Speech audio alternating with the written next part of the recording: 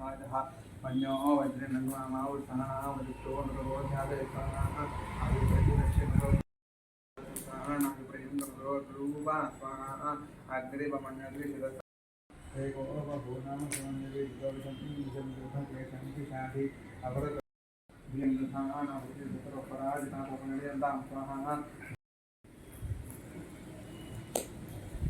यानि सप्तहोत्रा सप्तधातुजत्रयोणनावृणस्वा घृतेन स्वाहा अग्नये सप्तवत इमानि नमः ओम पूर्णाहुतिमुत्तमाञ्च भवति सर्वं वै पूर्णाहुतिः सर्वमेवाप्नोति यथोऽयं वै पूर्णाहुतिः अस्यामेव प्रतिष्ठति स्वाहा पूर्णाहुतिमुत्तमाञ्च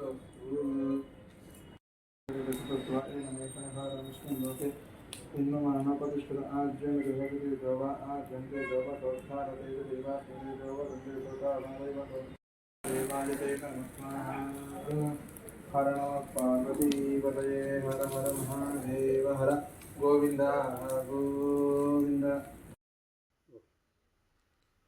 ओम रामाय रामभद्राय रामचंद्राय वेधसे రఘునాథాయ నాథాయ సీతాయా పతయే నమః. అందరికీ నమస్కారము. ఈరోజు ఎంతో విశేషమైనటువంటి మాస శివరాత్రి అనేటువంటి పర్వదినము. అయితే మనం ప్రతి నెల కూడా విడవకుండా ఈ కోదండ రామాలయం నందు మనము ప్రతి మాసము కూడా విడవకుండా గత సంవత్సరం నుండి ఇది 2వ సంవత్సరము ప్రతి మాసం కూడా విడవకుండా ఈ చండీ హోమం అనేది చేసుకుంటూ వస్తున్నాము. ఈ చండీ హోమంలో మొదటగా గణపతికి పూజ చేసుకొని ఆ తర్వాత ఆదిత్యాది నవగ్రహాలను అలాగే పంచలోక పాలకులను అష్టదిక్పాలకులతో కూడినటువంటి త్రిమూర్తులను త్రిమాతలను అందరినీ కూడా ఆవాహన చేసుకొని వాళ్ళందరికీ ధ్యాన ఆవాహనాది షోడశ ఉపచారాలను సమర్పించుకొని ఇక్కడ లక్ష్మీ గణపతి సహిత చండీ హోమాన్ని మనము నిర్వహించుకుంటూ వస్తున్నాము. అయితే ఈ చండీ హోమం జరుపుకోవటం వల్ల మనకి సమస్తమైనటువంటి కోరికలన్నీ కూడా నెరవేరుతాయి. ఎటువంటి కష్టాలున్నా కూడా ఆ కష్టాలన్నీ ఆ జగన్మాత అయినటువంటి పరమేశ్వరి అయినటువంటి ఆ యొక్క అమ్మవారి యొక్క అనుగ్రహంతో మనకి కష్టాలన్నీ కూడా తీరుతాయి. అయితే ఈ చండీ హోమాన్నే సాక్షాత్తు ఆ జగన్మాతే మనకి చెప్తారు.